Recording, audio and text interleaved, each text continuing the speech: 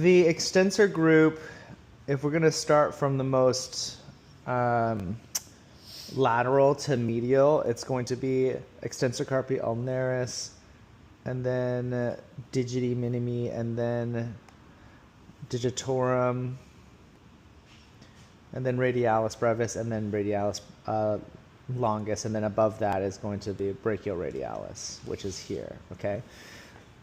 Let's never forget our system. Our system is always going to be find the bony attachments first. So I always check to see where the lateral epicondyle is and the medial epicondyle is. And then what I do, it's a word that we use, which is epimesial grooves. Epimesial grooves is when one muscle stops and another muscle starts, right? It's that space in between, or the crevice between. So if I'm going from medial to lateral, this one is going to be your carpi ulnaris, radialis carpi ulnaris, and then as soon as I roll over, I'm in extensor carpi minimi, and then as soon as I roll over that, I'm in extensor digitorum, and then as soon as I roll over that, I'm in extensor carpi radialis, and then as soon as I roll over that, I'm in brachialis, right? So it's really important that you know those things. Now, I already know you have, the reason, it's not a coincidence that I chose your extensors, because I know that you need the work done. Now, so that's first things first. I'm always checking for your bony attachment. Then I'm doing soft tissue. So I need to know what muscle I'm working on. Being specific is very important in this job, because you have to know, like, okay, I know your extensor carpi radialis or ulnaris is, so your ECU, it's not great, but it's not the issue. And then digiti minimi, not great. I can feel the trigger point, but not the issue. As soon as I kind of get into your extensor digitorum, this is when I know this is, so like when I'm evaluating the tissue, I'm evaluating also, like, this is not just where I'm doing soft tissue management. This is also where I'm going to be doing needling, right? So, and then I get into your brachialis, and your trigger point is going to be like right here. I think both the brachialis and then the extensor digitorum are your main issues. Now, I need to decipher whether or not I'm like making this up. So when we're doing diagnosis, it's really important that we don't go from, like, we're not trying to do a confirmation bias. What we're trying to do is deduce, right? I'm trying to always disprove myself. So if it's really brachioradialis, you know that it's your drinking muscle. So this is the motion that it's doing. So if I give you, resist me, and I do this, and I'm very particular. Like I'm going right at your styloid here, because I'm not trying to turn on anything in your thumb. I'm trying to just isolate for the brachioradialis. If this is painful, then I know this is the issue. Okay, now I'm going to go to full extension. Yeah, go into extension and resist me. That's where it starts to hurt. So your brachioradialis does this, and it does a little bit of radial deviation, but your extensors just do your extensors, right? And then we can just do it at the fingers, just push. So weak. Yeah, it's weak and it kind of hurts. So I now know for sure it's your extensor digitorum. Now, when I go into your extensor, and what could be happening is, like, this is so chronic that it's like pushed over into your brachioradialis. Mm-hmm. I'm not saying that there's not some brachioradialis happening here, but I know for sure that it is coming, like the majority of it is coming from your extensor digitorum. So when I talk about doing soft tissue, I find where the trigger point is. Okay, so this is like more trigger point therapy. We're going to go and we're going to get into the trigger point. Now, when you were studying D'Souza, what did they say that like is most likely to be talked about in the history? Oh gosh, you're gonna make me think. Why you pressing that? I know. Okay, so definitely tennis players Uh-huh. that supinate a lot.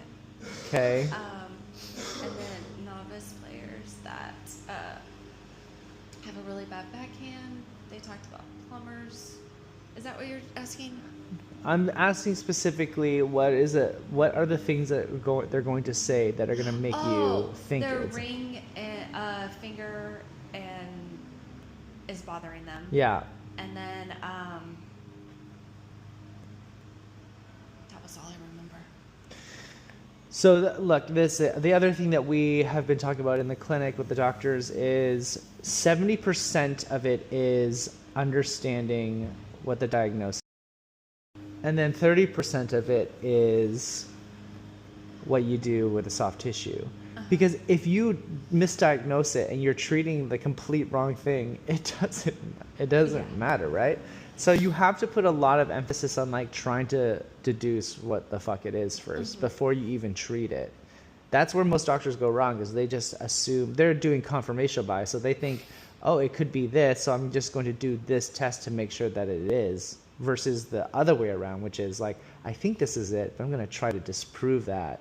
And if I can't disprove it, then it's most likely that, but it's not actually 100% that. You have to leave yourself some room to be like, there's other differential diagnoses there. And that's what denotes a good doctor, a very good doctor, versus a very bad doctor. No. I know, this is awful. I feel it in my own fear.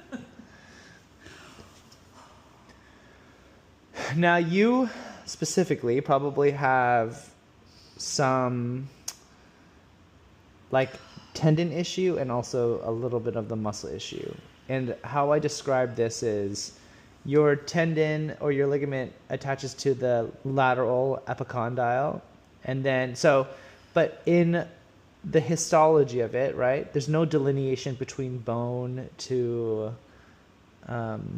tendon and then tendon to muscle. It kind of like merges cells, becomes like kind of bonish, and then eventually it turns into full tendon, and then tendon is like a little bit of tendon and a little bit of muscle, and then it eventually fades into full muscle.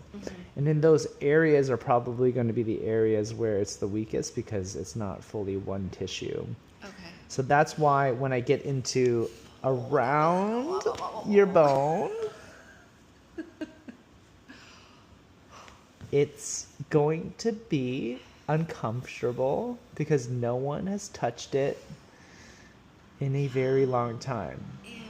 Okay, so it's also it's like very important to remind yourself, like, what are the phases from acute to subacute, acute, chronic, and uber chronic.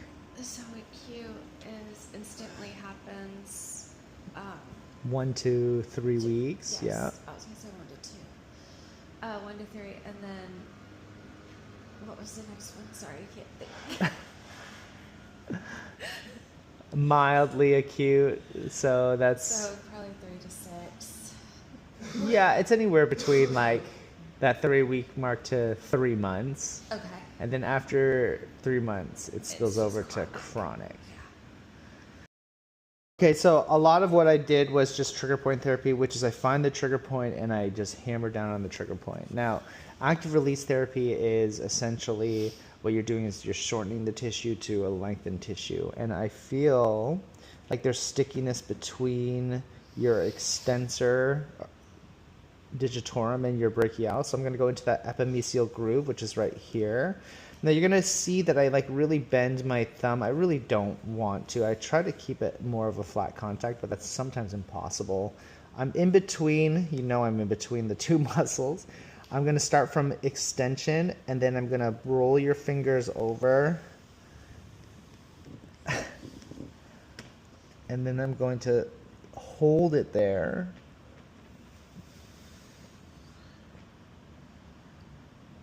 And then I'm going to continue to work down that line. Now you're gonna notice, like, I don't just like hammer you right away. I am matching the tension that I'm feeling, and I ramp up to max tension when I get to max length. So this is important because I really want you to do the same thing. Ooh-wee. I'm trying to stay still. And then we're gonna continue to come down this way. Okay, so that's how we do the ART. This is just an example of how I would treat this, or how I am going to treat this. I'm going to fix your dumb elbow. This is our acupuncture cart, or needling cart. The first shelf is always going to be gloves and cotton balls. On top is going to be your needle disposal. Now, this is actually overfilled. This is a good example. Look, these needles are kind of off and out. Not good. We want to make sure that these needles are in. You'll see that there's a line that denotes when it's full. So this is actually full. We're going to, after we're done this, we're going to take that out. You're going to have your hand sanitizer. This is a cleaner for the tables. This is your alcohol. This is just kind of your waste bin for all of your needles. We always practice clean needling technique. But before let's go over what's in each shelf. So this drawer is always going to be gloves and cotton balls. This next drawer is going to be all of your stim units with your leads. I also have hair ties for girls and hair clips for girls, just in case we have long hair and you have to get into it. Or sometimes I'll roll up clothes where I'm like, they don't need to be fully unclothed. I just need to get to a section. This is just another way to like hold clothes together. This is a handheld stim unit, and then there's a measuring tape. There's a measuring tape in here. Okay, then the third this is where all the longer needles are going to be. So these are going to be like your 100 millimeter and 75 millimeter. Down here you're going to have some Graston tools, your tuning fork, and also your wraps. And then the rest of it is basically rehab stuff. So you have blocks here. On this side, you're going to have 70 millimeter, 40 millimeter, 25 millimeter. And these are just like your regular needles. On the left side here, you're going to always have Serin needles, which are the coated needles that are a little bit smoother. These needles are only Serin needles. You use them. These are the needles that you already use. Oh, okay. The reason why, like, there's a lot of different types of needles. This needle is easier. I use these needles when somebody's really afraid of needles and they don't want to feel the needle. Oh, okay. And also, they're good for your trigger point therapy if you're pistoning. But for the most part, we're just going to use these needles. Okay. Here are going to be your extra needles that are boxed. Again, 25, 40, and 70. Below here is your emollient for your Graston. And then on this side, you're going to have clean cloths. You have balls for smashing. We have different types of balls which are going to be used for smashing. And then you have the bigger balls down here. And this is just kind of standard for all of our needling situation, or needling towers. Okay, so specifically for your elbow. Now we're gonna stim it, and we're gonna really do a real treatment today because, again, you need the treatment. We're gonna take it, cotton ball. We're going to go like this. Put that in there. Just ignore the pain. Yeah. What I've been doing. We don't ignore it. Okay, I already kind of know I'm going to do 4. And you're going to see that these have these little stoppers. You're going to see the technique that I use, which is I just pull the stopper like this, put it in here, and I just hold it like this, so that it's like edged up against the pipe. Now remember, we always There's going to be times where you're just going to see me do things. It's not the right way. Remember, I've done this for 15 years. Yeah, so you just So go. like I skip a lot of steps, but remember, like there's always a system. Like I always have a system in my head. Know where your bony anatomy is, know where your soft tissue is. If you've done that and you've been working on this patient for the entire time, then you kind of know where you need to be. I already know you have to be here. So I'm going to go right into that trigger point. And you're going to see me do it, again, a little bit differently. I just push it as hard as, not hard, but like maybe 6 out of 10. And then I tap it in. And then I go right till I hit that kind of lateral epicondyle area. And I'm going to keep on going because I know, and it twitched on you. It was awful because I'm in it. Okay. Now, I did this particularly exactly this way because I know I'm going to stem these two. And I'm going to always put the stronger anode to the place where I think that the trigger point is more. So the trigger point's right here.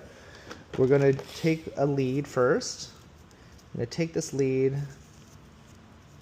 put the stronger anode, which is always going to be the black anode, and then the red anode. Okay, we're going to put it on, you'll see channel 1, 2, and 3. We're going to put it on channel 1. And I'm going to slowly turn this on, and you're going to feel some stem.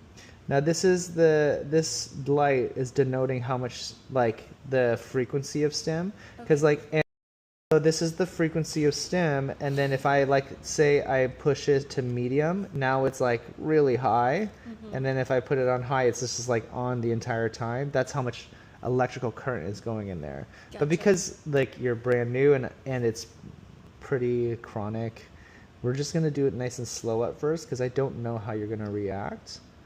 And we're just gonna stim it like this. Where's the dial? How's the dial? The dial is right here. Okay. So all of these dials. And I just and then there's a frequency down here.